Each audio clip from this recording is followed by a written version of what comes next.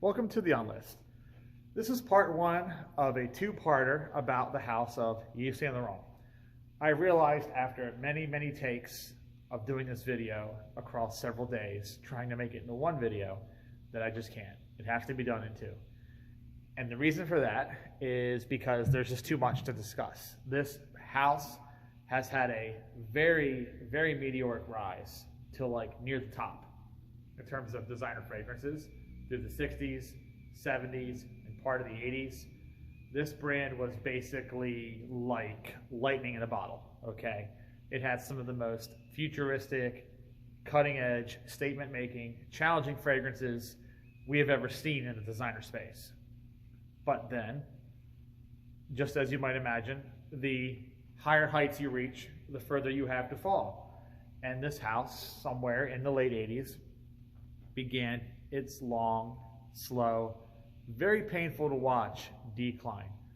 Although the real decline didn't start until about 15 or 16 years ago, when L'Oreal really got its teeth into the license for the fragrances and cosmetics.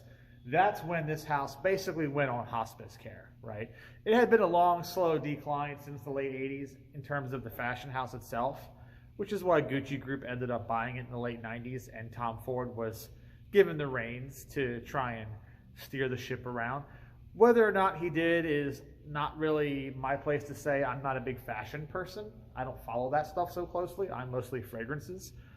But I know the whole idea was the man himself, Yves Saint Laurent, was in a lot of debt, and he was also very drug-addled. He had burned the candle at both ends through the 70s and 80s, was very heavily addicted to a number of things, and he just was not really in a condition anymore to run a company. So he sold his debts to Gucci Group, who then took Tom Ford, who was already in charge of Gucci, gave him the reins to YSL, and then put Yves Saint Laurent himself in charge of just the couture collections, just the bespoke stuff, mostly, right?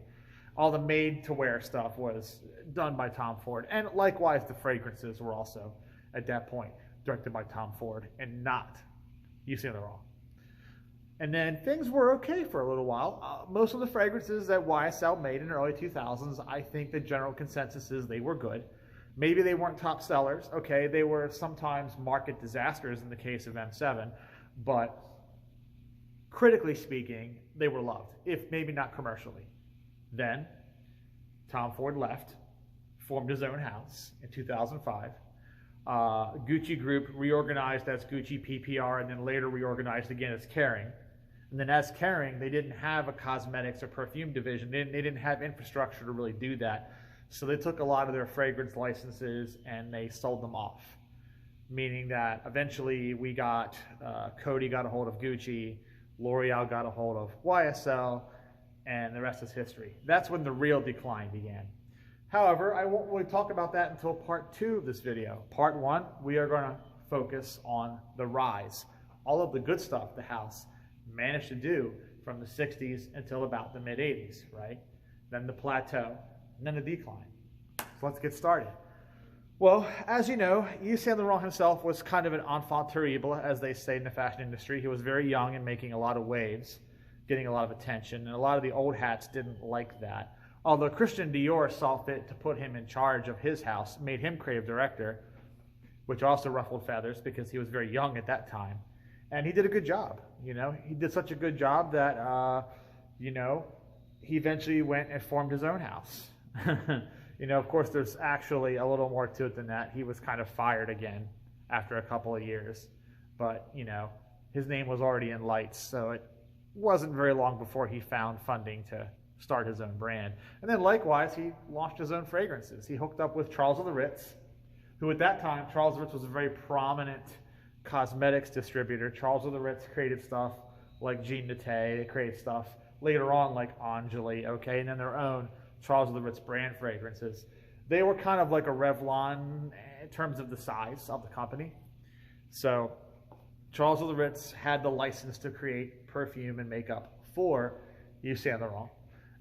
But he had full creative control. He decided what happened, what was being made. He had the final say in everything. He was very hands-on, actually. 60s, 70s, early 80s. Yves Saint Laurent was very, very hands-on with the fragrances. Everything was of his creative design, more or less. And that leads us to the first fragrance, Y, which was, it's a double entendre. It's both the Y chromosome, because female, and then also Y is the first initial of his first name.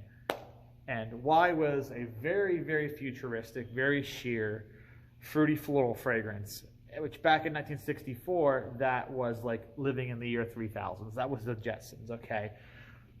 Stuff like Cristal wouldn't come out until a decade later, okay? A decade later, we would have something kind of similar to Y. Y was that cutting edge when it came out.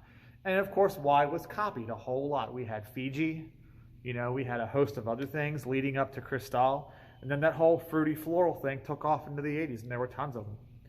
But back in 64, Yves Saint Laurent was doing that with perfumer Michael High in particular, and the rest is history. That was followed up at the end of the 60s into the early 70s with Rive Gauche, a fragrance that was ironically meant for a younger market, because I guess a fruity floral was too mature. So what was thought for a younger woman to wear would be more soapy, more metallic. Another futuristic fragrance, though, Michael High returned, but this time he brought a young Jacques Polge with him. And actually, Jacques Polge's performance with Michael High on Rive Gauche is what got Chanel's attention. So it's because of Jacques Polge's work on Rive Gauche that he was eventually offered to replace Henry Robert at Chanel and become their head perfumer, which he did, of course. Cristal was Henry Robert's last fragrance for the house. Now, Rive Gauche comes in a metal can, which is kind of part and parcel with the whole metallic aldehydes thing going on in that fragrance, which was the first time we had ever really smelled anything like that. It's also very soapy, very mossy. It is still a classic sheep at heart, okay? It's got lots of rose in it. It's not some super futuristic ambroxan bomb with these metallic musk molecules like you would expect from Hermes, right? It's not like that, okay? It's not Metalique from Tom Ford, even though Metalique from Tom Ford is kind of riffing off of Rive Gauche in a way. But no, Tom Ford actually has a certain love affair with Rive Gauche, but I'll get to that in part 2, because that's when we'll be discussing those fragrances. Right now we're 60s, 70s, early 80s.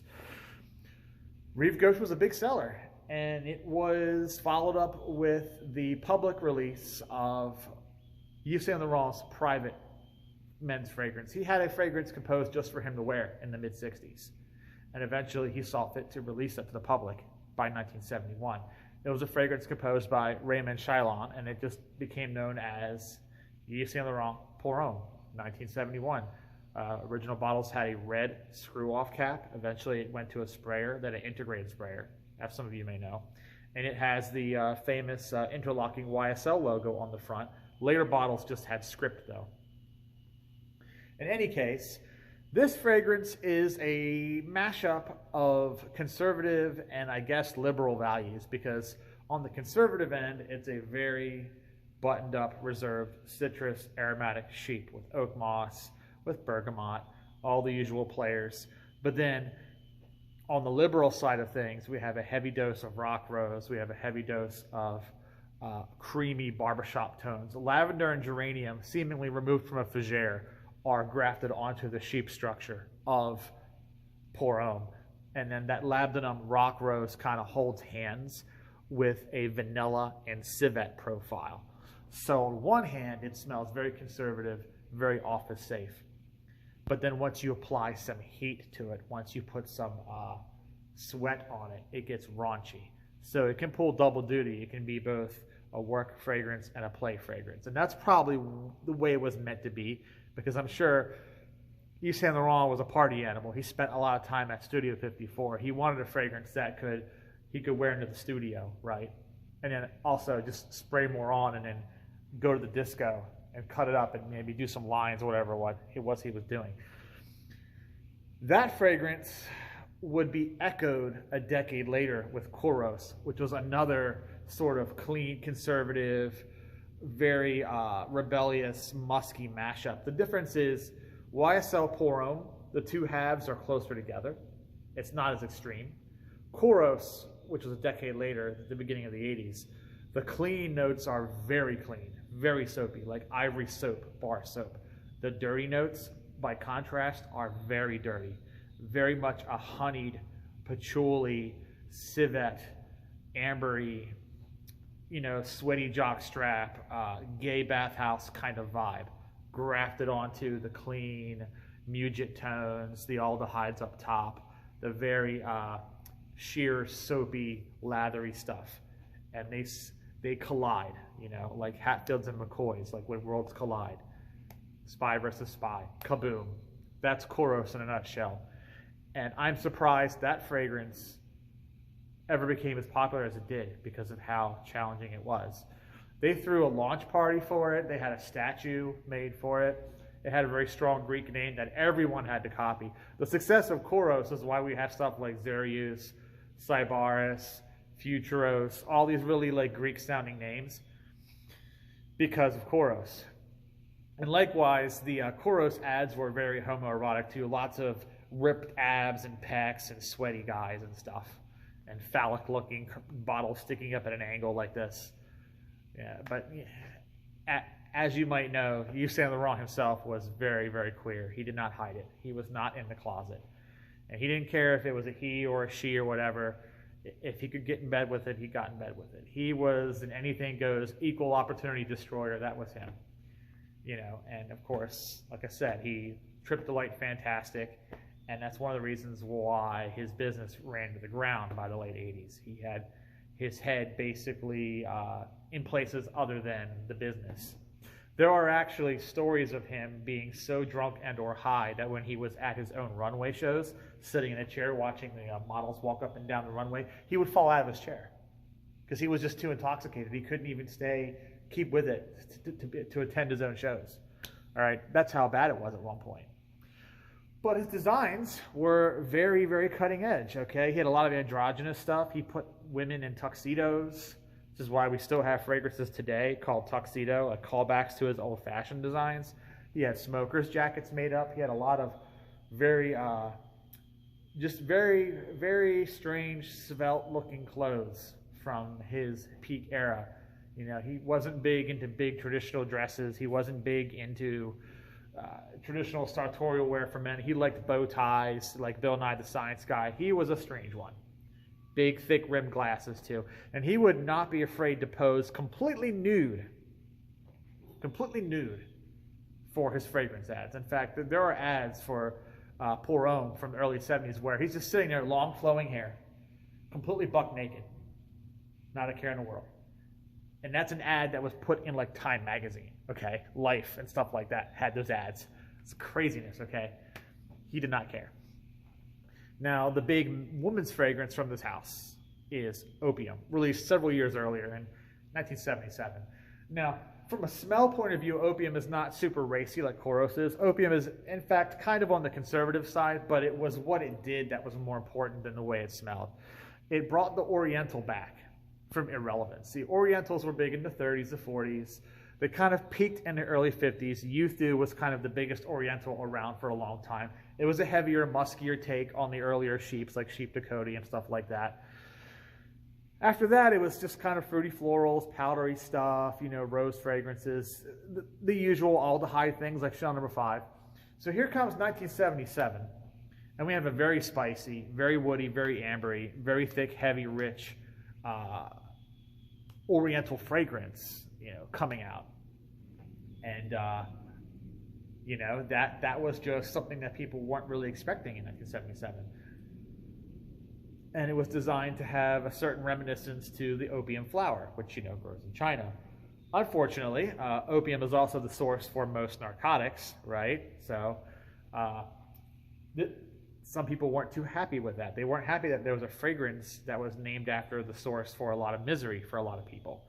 Even though most critically thinking smart folks will go, hey, they mean opium the flower, they don't mean the stuff you smoke. But it didn't matter, okay? People wanted to be up in arms about it. So there were these massive pushbacks to try and get the name of the fragrance changed. It didn't work. Clearly it didn't work. Opium stayed opium, and we still have it today. But, you know, that was a lot of courting controversy. There were some places that refused to stock the fragrance because of the name on the bottle. And then, of course, there was a forgotten fragrance from the 70s called Eau Libre, which, even though it's long discontinued and it's impossible to find, so don't try. I've never smelled it. I'd like to. But it was the first shared fragrance that really tried to advertise itself as a shared fragrance. There have been other shared fragrances in the early 70s, Eau de Lancôme, Eau de Campagne, Eau de Patou, Eau de Rocha, stuff like that. But they didn't really double down on the he, she together marketing. But Eau Libre actually showed a couple holding hands in the ads. And it was very much, this is a fragrance that both of you can wear together. It failed miserably. That's why it got discontinued. But there would not be another attempt to make a fragrance like that. So deliberately, openly shared fragrance, unisex fragrance.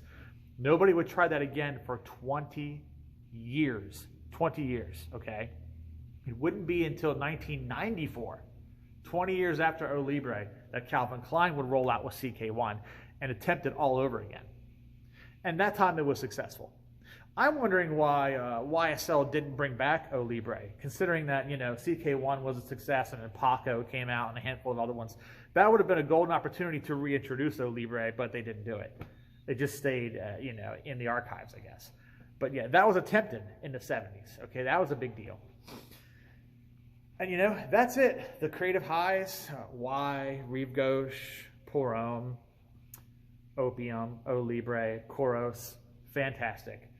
These are fragrances that people will fight and battle tooth and nail over in regards to which formula is best, which batch is best. People are like, oh, you got to have the Charles of the Ritz one. Oh, you got to have the Squibb one. Oh, you got to have this one. Oh, you got to have that one. The text has to be up here. The text has to be down here. The text has to be over on the side. People don't typically do that unless the fragrances are legendary. People don't fight over minute, pointless details like that unless they are completely obsessed. And people don't get completely obsessed over just any fragrance. You don't see folks getting completely obsessed over Kenneth Cole, do you? Or Elizabeth Taylor fragrances. I've never seen anybody get completely obsessed with white diamonds. It just doesn't happen. There's a little bit of heat behind Polo and a little bit of heat behind a couple others in that era, but people generally don't get that obsessed. People don't get obsessed over Z14 the way they do Koros. So what does that tell you? What does that tell you? And that's it, Koros became like the single best-selling men's fragrance for YSL to the point where they were sponsoring a Grand Prix Cup driving team. So there were Grand Prix cars with Koros all over them. You could even buy a version of Koros that came with a scale model version of the race car. Okay, that's how big of a deal that was. And there was a sport version in '85.